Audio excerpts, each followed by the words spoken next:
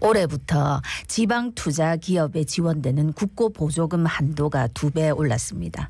기업의 지방 투자가 늘어나서 우리 부산에도 양질의 일자리가 많이 만들어질 수 있을지 알아보고요.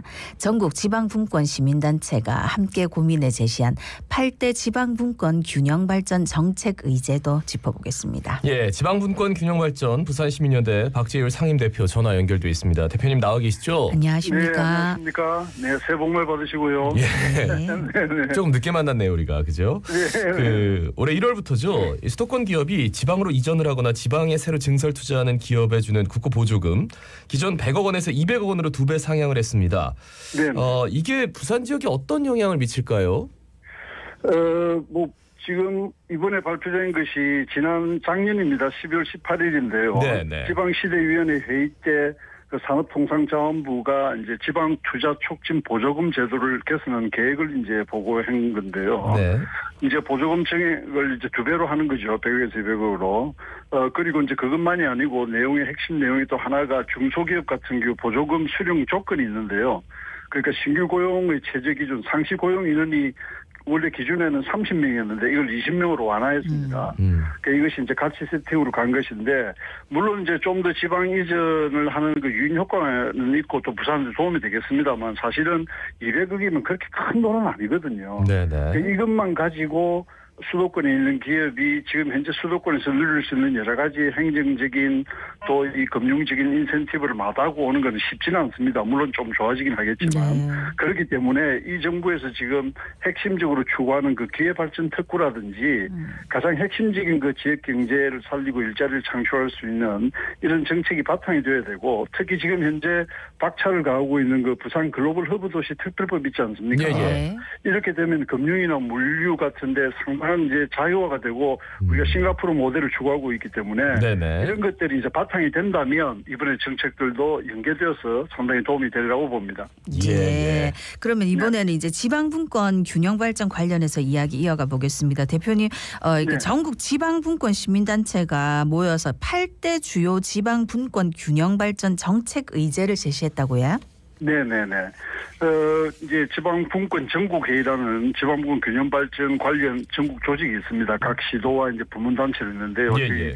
부산의 지방분권 균형발전 부산 시민들을 비롯해서 바로 어제 부산에서 기자회견을 했는데요. 지금 이제 총선을 꼭 앞두고 있지 않습니까? 예.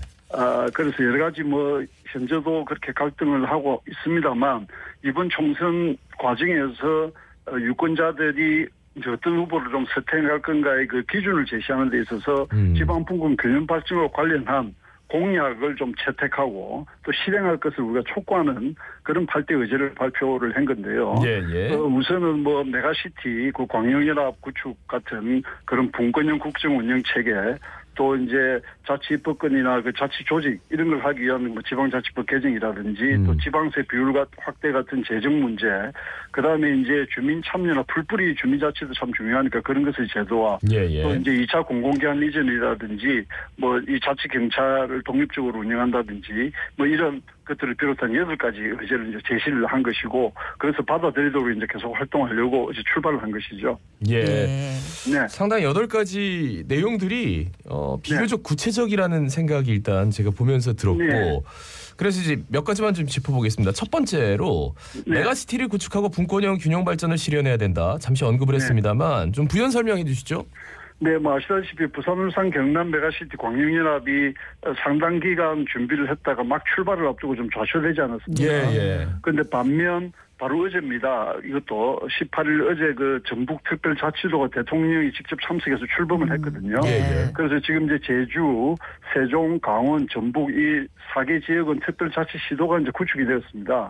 그럼 나머지 시도는 이 부울경이라든지 대구 경북이라든지 광주 전남 충청권 또 수도권까지를 포함해서는 이제 광역권 소위 메가시티를 이제 구축해야 되는 것이거든요. 예. 그런 의미에서 보면 그런 걸 통해서 이제 포괄적으로 권한을 이양하고 그럼으로써 계속 이 정부도 강조하고 시민사회나 학교에서도 그동안 쭉 주장해왔던 그 지역이 주도하는 균형발전, 중앙정부에서 그냥 자원을 배분하는 식으로 공모사업을 통한 이 제로섬 게임식이 아니라 이런 지역 주도형 균형 발전을 실현할 수 있다는 것 차원에서 다시 이 메가시티와 구축을 통해서 이루어야 된다 하는 것을 강조를 한 것입니다. 예. 그리고 네. 또 지방자치법 관련 법령을 개정해야 된다 하는 내용이 있던데 뭐 어떤 네네. 법령을 개정해야 됩니까?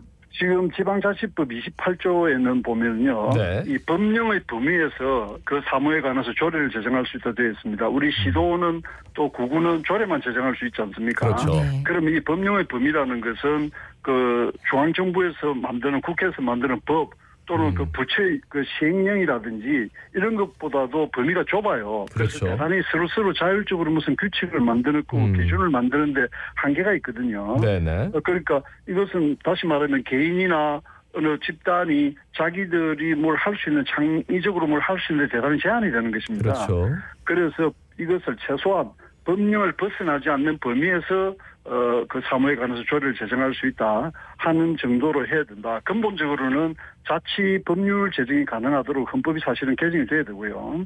그 다음에는 이 또 한 내용이 주민의 권리 제한 또는 의무 부과에 관한 그 사항이나 벌칙을 정할 때는 법률 위임이 있어야 한다 되어 있어서 구속력이 있는 어떤 조례를 만들 수가 없습니다. 네네. 그래서 일정한 상한 금액 같은 걸 정해서 자율적으로 할 수 있도록 한다든지 또 그다음에 부산시만 해도 지금 이제 부시장 2명밖에 못 두게 돼 있거든요. 예, 예. 통행령으로 딱 규정이 돼 있어요. 예, 예. 이런 것을 좀 자율적으로 운영할 수 있도록 뭐 5인 이내 정도로 해서 자율적으로 한다든지 이런 부분들이 좀 돼야 기본적으로 시도가 자율적으로 뭘 할 수 있다. 스스로가 뭘 할 수 있다는 겁니다. 그래서 네네. 정말 지방자치에 걸맞는 시스템을 만들기 위해서 지방자치법 개정이 필요하다는 것이죠. 네. 그러니까 어떤 조례가 만들어졌을 때 이게 상위 네. 법령하고 충돌하는지 자꾸 이게 행안부나 뭐 그렇습니다. 이렇게 네. 물어봐야 네. 되는 그런 뭐 웃지 못할 그 해프닝들이 많이 일어나서 아마 네. 많이들 공감하실 것 같기도 하고 네. 그 지방세 비율을 확대하고 또 수도권과 비수도권 재정 격차를 해소하기 위한 재정 조정 제도를 활성화해야 된다. 예, 예. 이것도 좀 설명해 주시죠. 네, 그 지방세 지금 국세와 지방세가 아직 7대3도 채 되고 있지 않거든요. 예. 지난 정부도 6대4 공약을 했습니다만 그까지 접근을 못했습니다. 네. 그래서 이 정부에서는 반드시 6대4로 지방세 비율을 확대해서 재정을 스스로 좀 운영할 수 있는 범위를 넓혀줘야 되겠죠. 스스로 재정을 운영하지 못하면 아무래도 중앙정부에 구속될 수밖에 없지 않겠습니까? 그다음에 이제 현재 국고보조금이 거의 소위 꼬리표 달린 예산이라 그래서 딱딱 항목이 지정된단 말이죠. 그러면 각 시도가 특성화해서 또 자율적으로 자기들한테 맞춤형으로 할 수가 없습니다. 이것을 포괄보조금으로 한다든지 해서 자율적으로 운영할 수 있도록 그냥 금액만 주면 그걸 가지고 자율적으로 할 수 있고 평가는 냉철하게 하면 되지 않겠습니까? 그 이런 재정 운영의 자율성을 확대해야 되고 그다음에 현재 우리가 지방 소비세 배분에도 그렇게 하고 있는데요. 지방 소비세 배분을 이 비수도권의 그 광역시 외에 도는 배분을 3, 그다음에 비수도권이 광역시의 2, 수도권의 1 이렇게 차등 배분하거든요. 예. 그렇지 않으면 지방 소비세 같은 경우는 소비가 많이 일어나고 우리나라 기업들이 많고 한 수도권에 거의 돈이 갈 거 아닙니까? 네. 그래서 이제 이런 식의 재정 격차 해소를 위한 재정 조정 제도가 좀 더 강화돼야 된다 하는 의미입니다. 네. 그리고 이제 올해 안에는 2차 공공기관 이전 시행해야 된다 하는 내용도 있지. 네, 그렇습니다. 이 총선 이후에 하겠다고 지금 연기된 상태인데요. 네네. 이미 이전 기관의 목록이나 분류는 다 되어 있는 상태거든요. 그렇죠. 특히 이 수도권과 거리가 먼 남부권 중심으로 이전이 돼야 됩니다. 네, 그래야 아까 우리가 제일 첫 질문에서 말씀했던 그 보조금의 상향이라든지 이런 것도 좀 더 시너지 효과를 발휘해서 관련 기업 같은 데 이전하는 유인 효과가 커지거든요. 예. 그래서 우선은 사실 산업은행 이전부터 물꼬를 트야 됩니다. 지금 교착 상태에 있지 않습니까? 그렇죠. 산업은행 이전이 안 되면 이번에 2차 공공기관 이전에는 금융 공기업들이 핵심이거든요. 예. 그래서 산업은행 이전부터 물꼬를 트야 2차 공공기관 이전도 가능하다 하는 차원에서 이 산업은행 이전이 단순히 부산의 문제가 아니라 향후 2차 공공기관 전체가 할 수 있는 전국적인 문제다 하는 점을 강조하고 싶고 어제 우리 전국의 분권 교육발전 단체들이 모여서 사실은 기자회견 하기 전에 박영준 그 부산시장과 오찬 간담회를 했거든요. 예. 박영준 시장께서 그 올해부터 대한민국 시도지사비 의장 역할을 하게 됩니다. 네. 그래서 이제 산업은행 이전이 이런 2차 공공 이전과 연계되어 있다는 데서 어제 공감대도 형성했고 하기 때문에 뭐 이런 부분에 좀 더 저희들이 노력을 할 생각입니다. 그러니까 뭐 지역 간의 갈등 이런 것들이 이미 거기에서는 다 공감대가 형성이 됐군요. 산업은행 부산 이전에 대해서는 이게 신호탄이 돼야 된다. 네. 그 지역대학 관련해서도 좀 언급을 해주셨어요. 지역대학 경쟁력을 강화하기 위한 방법, 뭐 어떤 걸 생각하신 겁니까?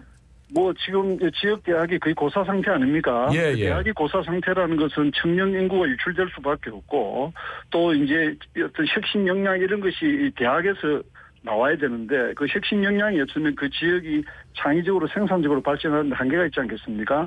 그래서 거점 지방대학 중심으로 해서 대학별을 좀 특성화하고 연구기능도 강화하기 위해서 2차 공공기관 이전하고도 연계되어 있습니다만은 소위 그 연구개발 관련한 국책 연구기관을 그 지역으로 이전한다든지 또 관련 연구기관의 그 뭐 분점을 설치를 한다든지 이런 부분들이 이제 같이 연계가 돼야 될 거고요.